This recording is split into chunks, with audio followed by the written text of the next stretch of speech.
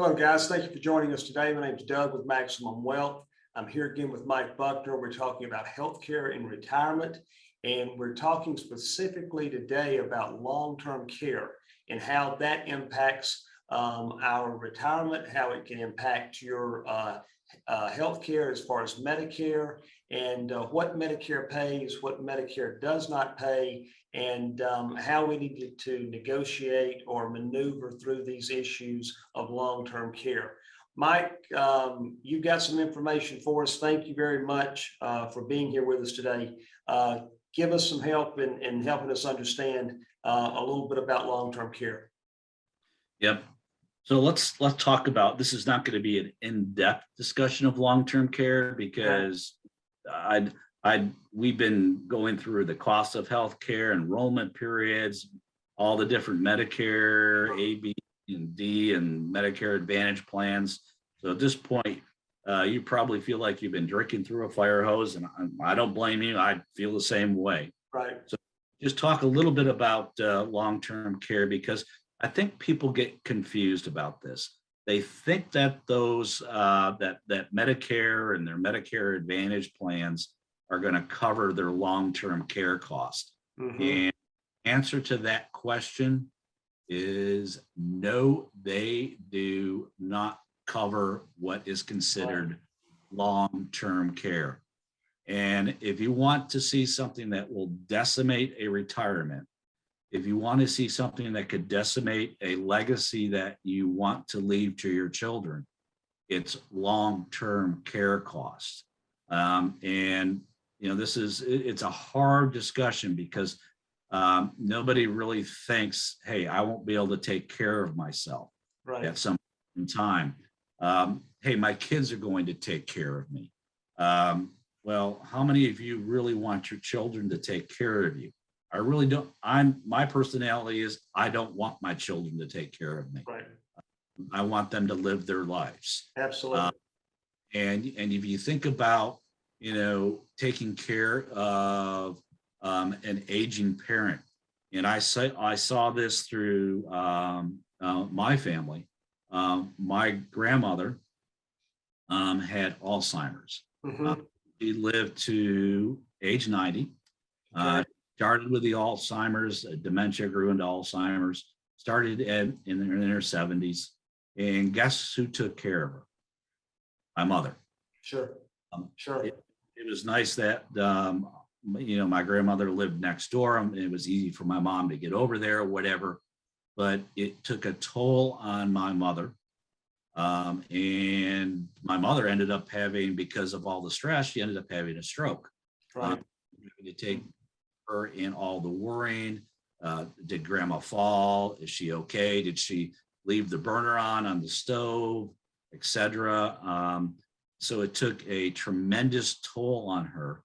And my parents, unfortunately, because they had, you know, my grandmother had good genes as far as longevity, Mm-hmm. you know, her mental faculties went. And so they weren't able to do some of the stuff that they wanted to do during what I would call those go-go years of retirement, because my mom was taking care of my grandmother so much. Absolutely. They weren't able to come and visit us like they wanted to. I live in Ohio, they live in New York. At that time I was living down in Georgia. So they weren't able to come and see us. Right.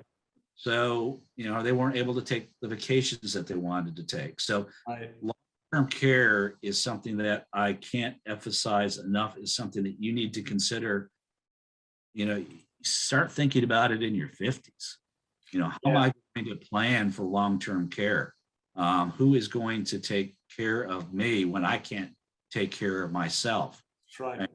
And the cost of long-term care is staggering. And these are 2020 monthly cost. But if you take a look at homemaker services, and this is basically it's based on an annual rate. We divided it by 12 at 44 hours per week. Somebody, you know, basically just doing homemaker services for you, coming in, you know, maybe doing cooking for you, Sure. cleaning, whatever else. that monthly cost, $4,481. Yeah. If I have a home health aide, I want to live in my home, but I want somebody to come in and take care of me in a little bit, do a little bit more than just the cooking, just the health, Right. the house, whatever. $4,500 a month. Mm-hmm. Adult daycare, that's it's not as much as you're not getting as much as a home health aide. Right. Adult daycare, think of it like your kids, you're sending them off to daycare. Adult daycare, that's about $1,600 a month. Nothing really being done for those people other than maybe feeding them lunch or something like that, because Yeah. it's there from the time you take them in the morning until the time you pick them up in the afternoon. Yeah. Very minimal. They're just sitting somewhere during the day and somebody keeping watch over them, so to speak. Yep. And who's taking them there? Typically the kids, or you may see, I've seen buses. Yeah. People are picked up like they're school age kids, and Right. they're taken someplace during the day. Yes. I don't think that's a whole lot of fun, but hey, nothing that I would care to do. Assisted living facilities, these an assisted living facility.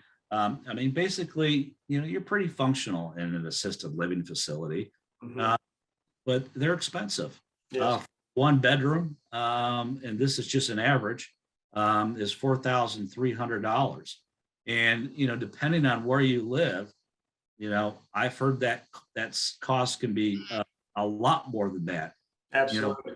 $1,300. Okay. Let's say that's Ohio. And so that's $4,300, times 12. So you're around 50 grand a year. Mm-hmm. You're out in California. You want to double that. That's right. You could be looking at 100 Sure. grand, or you're someplace on upper East Coast, That's right. where it's a lot more expensive. So, those costs are astronomical. And a lot of times those costs too, you see these costs here. These are not probably the nicest places for you to stay. These No. are just places that are adequate in looking after you and taking care of you. And if you really are used to a nice lifestyle and you want to be able to be taken care of in a more way that you're used to living, these prices are going to probably double to some degree. Yep. And then you look at nursing home care. Yeah. And this is basically where, hey, you need care. You've got things that you just can't do. Whether it be bathing, toileting, whatever. Right. If you want a semi-private room, that's $7,756. Yeah. And you don't know who your roommate's going to be. That's right.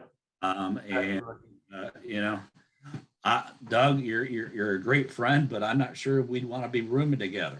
In one room. In one room. One little box, We have one little box with a curtain between the two of us. So, just not our personalities. Right.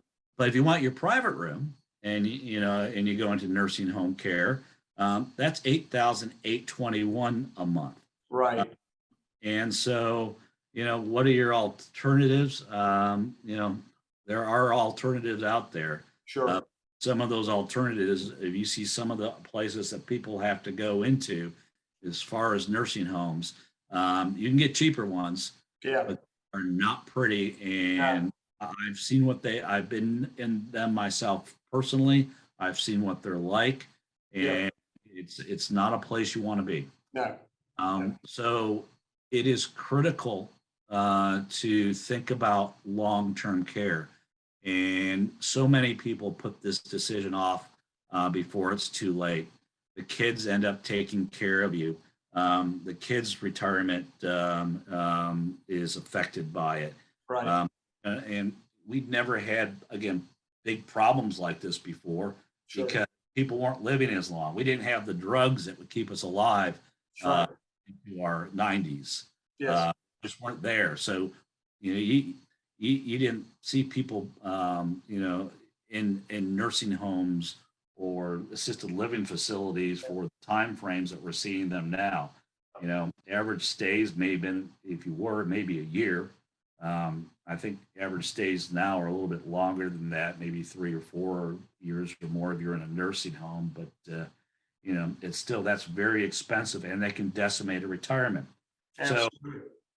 whether long-term care policies, they're out there. They tend to be expensive, but there's some other avenues that you can look at too. And one of the nice things that insurance products, a lot of insurance, not, I wouldn't say a lot, but insurance products, at least that we have through Western and Southern that Doug has available to him, has something called an accelerated death benefit rider. And with that death benefit rider, what happens is we advance the death benefit for things like critical illness, specified medical conditions, term care needs. So you're actually using that death benefit to pay for the cost of assisted living, of nursing homes, of health aides. And, basically, we don't ask for receipts with these types of plans to say, hey, prove to us that you used it for this. We have an indemnity plan that basically says, hey, this is, as long as we know that you're in a nursing home or you're in assisted living, we'll go ahead and advance that death benefit to you. Right. Well, your death benefit when you pass away. But, what's the alternative? The alternative is your kids are taking care of you, or you're decimating all of your other assets. So these policies with these accelerated death benefit riders can be very, very valuable to be able to take advantage of, the ability to pay for these types of costs. So, that insurance does many things. Everybody thinks of it as, well, it's just a death benefit. Okay. It's not just a death benefit. It's a retirement vehicle. It's a conservative alternative investment vehicle. It's a tax efficient vehicle. Correct. It also provides things like these accelerated death benefits that we talk about, or that we've talked about here. So again, very, very important vehicle to take a look at, and Doug can certainly help you with that. One of the ways, if I can jump in, Mike, one of the ways that I see these additional death benefit rider, or these riders that provide these death benefits while you're living, the living benefits of a life insurance contract, is that most of your long-term care policies will only pay benefits to the facilitator of the services, the nursing homes, the long-term care, or the home health care companies. And with these advancements of your death benefit on these living benefit type policies, you are paid the money directly to you. You set up the payment schedule, you have the money coming to you, and you do with the money as you see fit during that time period. It's not dictated by the insurance companies or the facilities as to where you're being stayed or being kept. And so that's to me is a huge advantage of having a life insurance policy that has living benefits attached to it, so that you are even more so in control of your future, of your retirement health care, by having these types of policies that provide these living benefits from the death benefit. Yep. So very important. And it's like I said, I just can't emphasize enough, when you look at these staggering costs, how you have to plan for it. And traditional long-term care, while it is, it can cover these costs, these traditional long-term care policies are expensive, and the cost, they can raise the premiums on those things. That's right. And they have raised premiums when you have these policies in force. Sure. So just be aware of that. So these types of benefits that are attached, these living benefits that are attached to these insurance contracts, make a whole lot of sense. We're not going to raise the cost of your premium. You're going to pay, your premium is going to stay the same. It's a guaranteed premium amount on the policies that we utilize. That's right. One other important point that I wanted to bring up is, I've given you, and Doug has given you, we've given you a lot of information today. And like I told you, it's like drinking through a fire hose. But we do have a nice little piece that it's a piece that I put together, but Doug has it available to him. And if you would, it's very easy to read. It's only 3 pages, but it talks about some of the things that we went over today. Contact Doug, and he'll go ahead and he can get that piece sent out to you, just so you have something that you can read.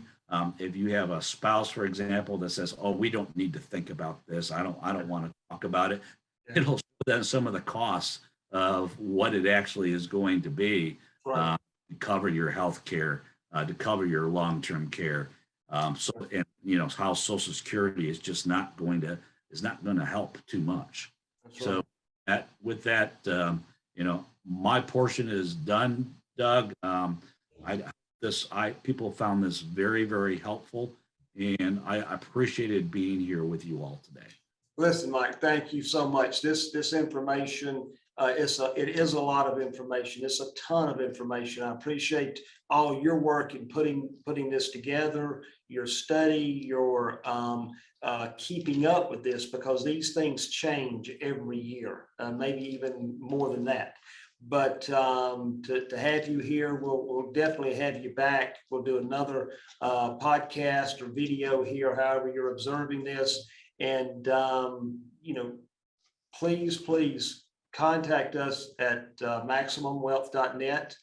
Subscribe to our channel for more videos, but we are here to help. Mike is available. I'm available. We've got these this piece that Mike has spoken about that will help you, give you instruction, and we're glad to provide that for you. We're not trying to take any money away from you or charge you in any way for these items. We're here to provide education and help people to understand, and that is the purpose of these videos and this podcast.